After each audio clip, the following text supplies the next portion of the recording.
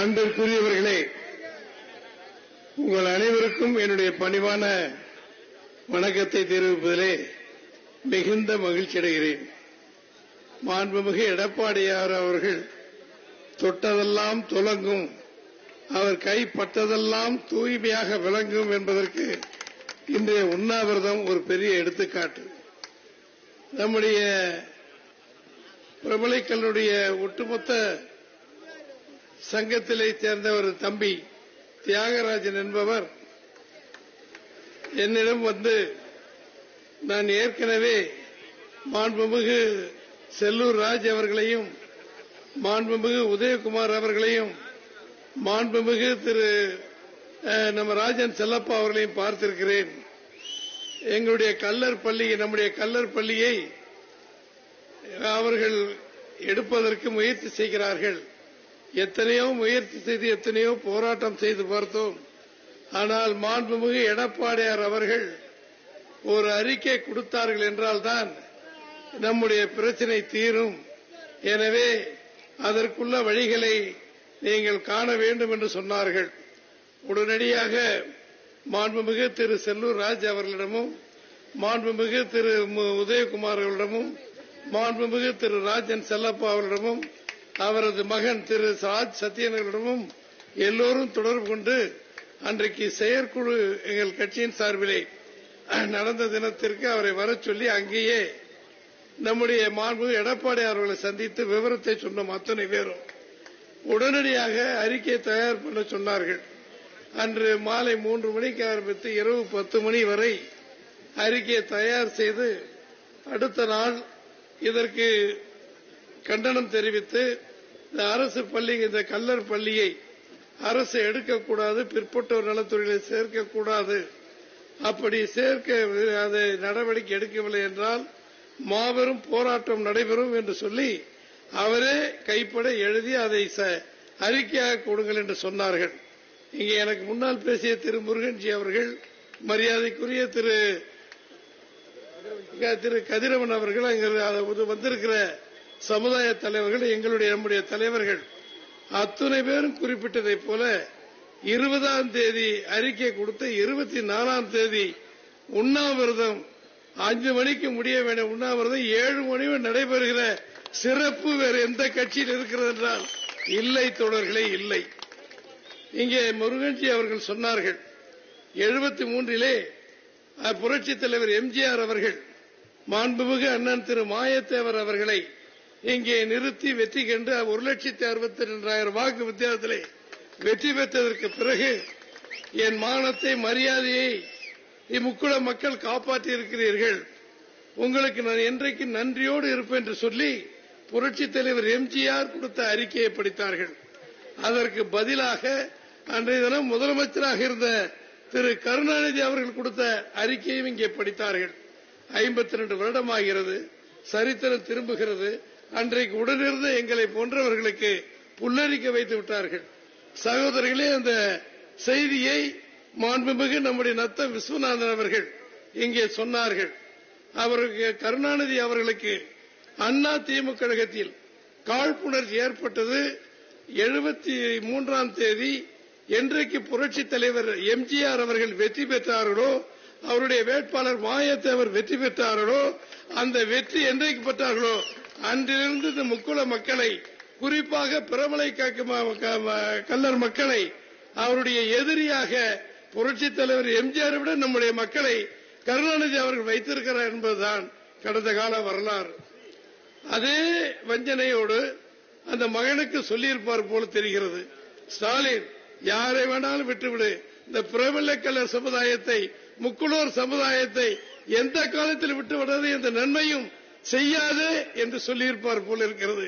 அதனுடைய விளைவுதான் 40 சட்டம் விதிகள் படி நம்முடைய பிரபல கல்லர் விடுதிகளை அவர்கள் கவர்ந்திருப்பது. மிக அருமையாக மாண்புமிகு திரு நம்முடைய முருகன்ஜி அவர்களும் மாண்புமிகு திரு கதிரவன் அவர்களுக்கு அதற்கு ஒப்ப விட்டு முதலா, மோத்தா விட்டு முதலா, யார் விட்டு முதல் என்று நம்முடைய உசிலம்பட்டி கதிரவன் வேற, நம்முடைய மகேந்திரன் வேற கேட்டார்.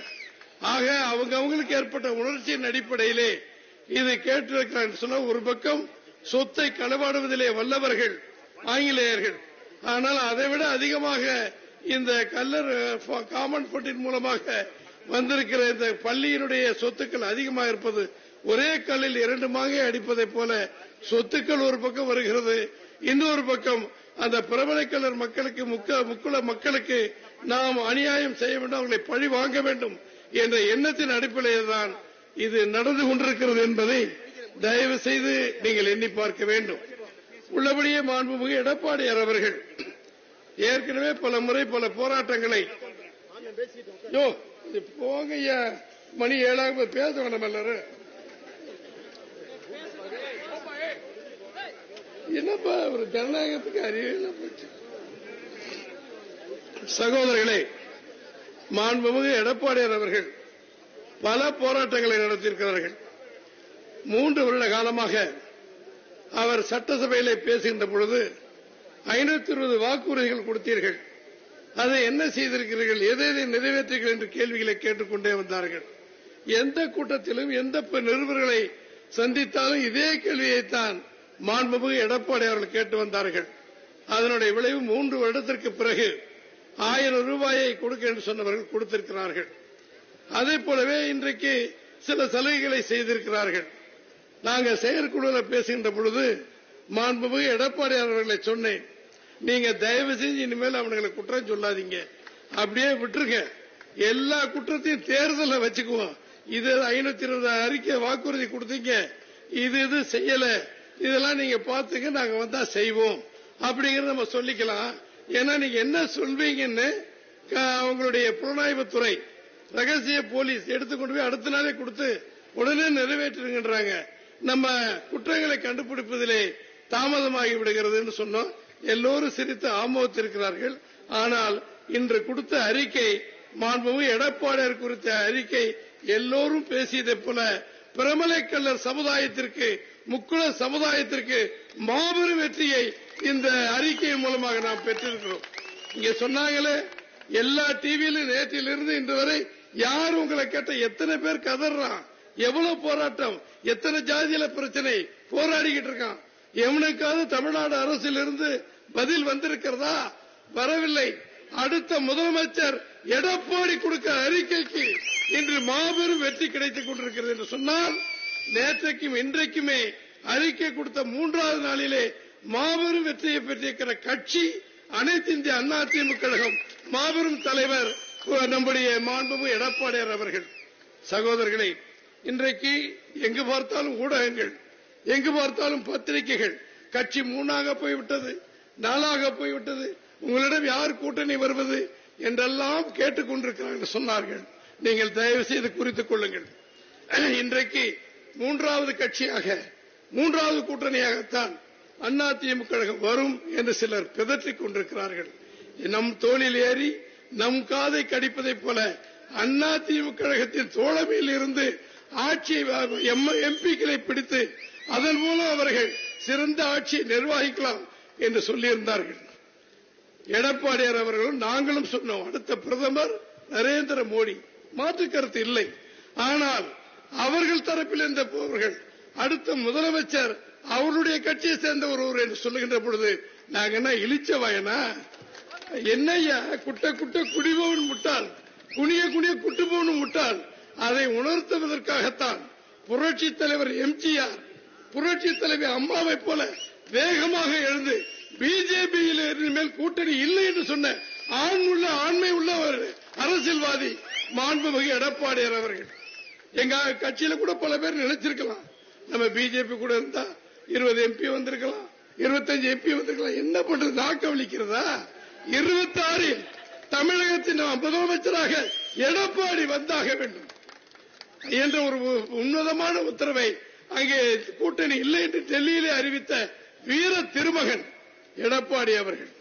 இன்னைக்கு அவர் சொல்றாரு, உடனே பயந்துகிட்டு அமைச்சர்கள், தமிழ்நாடு அரசு, கல்வி அமைச்சர் மாறி மாறி அறிக்கை கொடுக்கிறாங்க. எல்லா பேப்பரும் வருது என்று சொன்னால் என்ன? அடுத்த மக்கள் தலைவன், மக்களால் ஏற்றுக்கொள்ளப் போகிற தலைவன் முதலமைச்சர் எடப்பாடி என்பதனால் தான் இது வெற்றி. இது நம்ம அத்தனை பேர் கிடைக்கிற வெற்றி.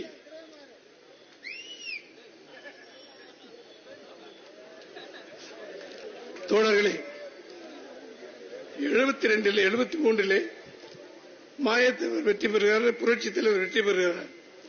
அதற்கு பிறகு நெசவாளர் போராட்டம் என்ற ஒரு போராட்டத்தை 74ஆம் வருடம் புரட்சித் தலைவர் எம்ஜிஆர் ஆரம்பிக்கிறார். எங்கு பார்த்தாலும் நெசவாளர்களுக்கு சாப்பாடு இல்லை, அவர்களுக்கு கஞ்சி ஊத்தம் என்று சொல்லி அரிசி வசூல் செய்து அந்த அரிசிகளை போட்டு மக்களுக்கு கஞ்சி ஊற்றி மதுரையில் தெரு தெருவாக கொடுத்தார்கள். அதை அரசை கண்டிப்பதற்காக திலகர் திடலிலே மாண்புமிகு எம்ஜிஆர் அவர்கள், புரட்சித் தலைவர் எம்ஜிஆர் அவர்கள் உண்ணாவிரதம் இருந்தார்கள். 8 மணிக்கு உண்ணாவிரதத்தை ஆரம்பிக்கிறார்கள். 10 மணிக்கு கோட்டையிலே முதலமைச்சராக இருக்கிற கருணாநிதியை பத்திரிகை நிருபர்கள் சந்திக்கிறாங்க. உங்களை எதிர்த்து புரட்சித் தலைவர் எம்ஜிஆர் உண்ணாவிரதம் இருக்கிறார். எத்தனை மணிக்கு உண்ணாவிரதம் ஆரம்பிச்சார்? 8 மணிக்கு ஆரம்பிச்சிட்டார். ஒரு நேரம் சாப்பிட முடியாது, அவ்வளவுதானே. ஒரு நேரம் சாப்பிடலன்னா எம்ஜிஆர் செத்து போக மாட்டார். போயா இதெல்லாம் ஒரு கேள்வின்னு கேட்கிறேன். இந்த தகவல் அப்பெல்லாம் டிவி கிடையாது, ஒண்ணும் கிடையாது. மத்தியான செய்தியில ரேடியோல தெரிஞ்சு வந்து புரட்சித் தலைவர் எம்ஜிஆர் ஐயாட்ட சொல்றாங்க, செல்லப்பா நாங்கெல்லாம் கூட இருக்கிறோம், அங்க எங்களுக்கு கூட இருந்தவங்க எத்தனை பேருக்குன்னு இப்ப எனக்கு தெரியாது, எனக்கு ஒரு சாட்சி செல்லப்பா இருக்கிறாரு, மாப்பிள்ள செல்ல ராஜு எங்க இருந்தாரு, உதயகுமார் படிச்சுக்கிட்டு இருந்தாங்களா என்ன தெரியாது, சின்ன பிள்ளைங்க தானே, அது தெரியுமா மாப்பிள்ள உங்களுக்கு? அதான் ஆக ஒத்துக்கிட்டாங்க. உதயகுமார் தெரியாது இல்லையா? சரி சரி, ஓ இங்க இருக்கல. சரி, ஏன் இதுல ஒரு விஷயத்தை மட்டும் சொல்றேன் கேளுங்க. ஒரு நேரம் சாப்பிடலன்னா எம்ஜிஆர் செத்தா போயிடுவாரு அப்படின்னு பேசின பேச்சை கொண்டு வந்து உண்ணாவிரதம் முடிக்கும் போது ஒரு தோழர் வந்து, ஐயா கருணாநிதி இப்படி சொன்னார் சொல்றாரு. எம்ஜிஆர் அப்படியே, உங்களுக்கு தான் தெரியுமே, சால்வையை போட்டு தொப்பியெல்லாம் போட்டு கண்ணாடி உட்கார்ந்து இருக்காரு. ஒரு அசைவுல ஒண்ணுக்கு போல எதுக்கும் போல என்னும் போல அப்படியே உட்கார்ந்து இருக்காரு. மைக்க பிடிச்சு பேசுறார். அப்ப வெற்றி பெற்ற சமயம் எம்ஜிஆர் எம்ஜிஆர் எம்ஜிஆர் எவனு எம்ஜிஆர் படம் போடாம இந்த நாட்டில் போக முடியாது, லாரியில பஸ்ல. அந்த புகழுடைய எம்ஜிஆர் அங்க உட்கார்ந்து சொல்றார். மைக்க கொடுத்தாங்க. இன்றைய தினம் தமிழ்நாடு முதலமைச்சர் திரு கருணாநிதி அவர்கள் உண்ணாவிரதத்தை கேலி செய்து ஒரு நேரம் சாப்பிடவில்லை என்றால் எம்ஜிஆர் செத்தா விடுவான் என்று பேசியிருக்கிறார். சகோதரர்களே, பலதை செஞ்சதை சொல்லக்கூடாது, ஆனாலும் ஒரு வழி இல்லை. சில உண்மைகளை ரகசியங்களை உங்களிடம் நான் சொல்லுகிறேன் அப்படின்னு சொன்னார். எல்லாரும் பின் ஆஃப் சைலன்ஸ், அமைதியா இருக்காங்க. 10,000 1 லட்சம் பேர் கூட்டம் எம்ஜிஆருக்கு உண்ணாவிரதம் அவவே அழுதுகிட்டு இருக்கான் உட்காந்து. அந்த ஞாயிற்றுக்கிழமையா என்னன்னு தெரியல மாப்பிள்ள, 50 வருஷம் ஆச்சு. இப்ப கேட்கிறேன், ஞாயிற்றுக்கிழமை சந்தைங்கிறார் செல்லூர் ராஜ். அதான் கேளுங்க. அந்த சூழ்நிலையில் சொல்றார், நான் கோயம்புத்தூர் பச்சிராசா ஸ்டுடியோவில் நடிகராக நடித்துக் கொண்டிருந்தேன். அந்த திரைப்படத்திற்கு நான் சிபாரிசு செய்த கதை வசனம் கருணாநிதி எழுத சொல்லியிருந்தேன். அப்ப மத்தியானம் 1 மணி ஆகும், 2 மணி ஆகும். எனக்கு சாப்பாடு வரும் என் டிஃபன் கேரியர்ல. அது வந்ததுக்கு பின்னால் நான் சாப்பிட்டு மறுபடியும் அனுப்ப 2:30 மணிக்கு மேலே ஆயிரும். அந்த டிஃபன் கேரியர் வெளியே போகுது, எங்க போகுதுன்னு கேட்டா, எப்ப டிஃபன் கேரியர் வெளியே வரும்னு கருணாநிதி காத்துக்கிட்டு உட்காந்துருக்காருங்க. அப்படி சாப்பிடுறாருன்னா எனக்கு அப்பதான் தெரியும், நான் வச்ச சாப்பாடை சாப்பிடுறேன். ஏப்பா கருணாநிதி சொன்னா என் கூட உட்காந்து சாப்பிட்டு இருக்கலாமே நான் சொன்னேன். இல்லைங்க உங்களுக்கு எவ்வளவு வருது தெரியல என்ன நினைச்சேன்னு. என்ன ரகசியம் என்னன்னா, எம்ஜிஆருக்கு வருகிற புரட்சி தலைவருக்கு வருகிற சாப்பாட்டை மீறிய வைத்து சாப்பிட்ட ஒரு பிறவி கருணாநிதி அவர்கள். இன்னைக்கு அவர் முதலமைச்சர். யாரால முதலமைச்சர்? புரட்சி தலைவர் அறிஞர் அண்ணா அவர்கள் 69 இறக்கிறார். இறந்ததற்கு பிறகு அடுத்த முதலமைச்சர் யார் என்று பார்க்கிறார்கள். எல்லோரும் சொல்றாங்க நடமாடும் பல்கலைக்கழகம் டாக்டர் நாவலர் நெடுஞ்செழியன் சொல்றாங்க. எல்லாரும் எதிர்பார்க்கிறாங்க. அதிகாலை 5 மணிக்கு எழுந்து உடற்பயிற்சி செய்கின்ற பழக்கம் புரட்சி தலைவர் எம்ஜிஆருக்கு உண்டு. கருணாநிதி அவருடைய கார் அங்கே போகிறது. கருணாநிதி அவர்கள் வந்திருக்கிறார் சொல்றாங்க. அப்ப எம்ஜிஆர் அவர்கள் நோய்வாய்ப்பட்டு அமெரிக்காவுக்கு போயிட்டு வந்து சிகிச்சை, அதை குண்டு அடிப்பட்டு எம்.ஆர். ராதா சுட்ட குண்டு அடிப்பட்டு அவர் படுத்திருக்கிறார். மரியாதை நிமித்தமாக வர சொல்லுங்க பார்க்கல. காலை பிடிச்சிட்டு விடலையா எம்ஜிஆர். நீங்க தான் எல்லா எம்எல்ஏக்கு சொல்லணும், எல்லாரும் நாவலர் முதலமைச்சர் ஆக்குறேன்னு சொல்றாங்க, அதனால நீங்க சொன்னீங்கன்னா எல்லாரும் எனக்கு ஓட்டு போட்டுருவாங்க. இல்லப்பா அவர் நல்ல மனுஷன், அவரே வரட்டும், ஆட்சிக்கு நல்லது போதுன்னு சொல்லி எல்லாம் இருக்கும் அப்படின்லாம் சொல்லி இருக்காரு. இல்ல நீங்க தான் முதலமைச்சராகன்னு சொல்லிவிட்டதுக்கு ஒரு மனசு அவர் தேத்திக்கிட்டு எல்லாருக்கும் வர சொல்லி எம்எல்ஏக்கெல்லாம் வர சொல்லி இருக்கட்டும்பா பாத்துக்கலாம்னு சொன்னார். அவரும் முதலமைச்சராகிறார். ஆக திரு ஸ்டாலின் அவர்கள் இதை புரிந்து கொள்ள வேண்டும். இன்றைக்கு முதலமைச்சராக இருக்கிற முத்துவேல் கருணாநிதி மகன் ஸ்டாலின் அவர்கள் இதை புரிந்து கொள்ள, அவங்க அப்பன் புரட்சி தலைவர் எம்ஜிஆர் காலில் விழுந்து வாங்கிய பதவி அந்த முதலமைச்சர் பதவி. நேரடியாக வெற்றி பெற்று எம்எல்ஏக்கள் ஆதரவுடன் அவர் ஜெயிக்கவில்லை. எம்ஜிஆர் போட்ட பிச்சை அது. விளையாட்டில்லை தோழர்களே, தர்மத்தின் வாழ்வதனை சூத கவ்வும், தர்மம் வெல்லும் என்பது புரட்சி தலைவர் காலத்து சரித்திரம். 80 நாடாளுமன்ற தேர்தல் வருகிறது.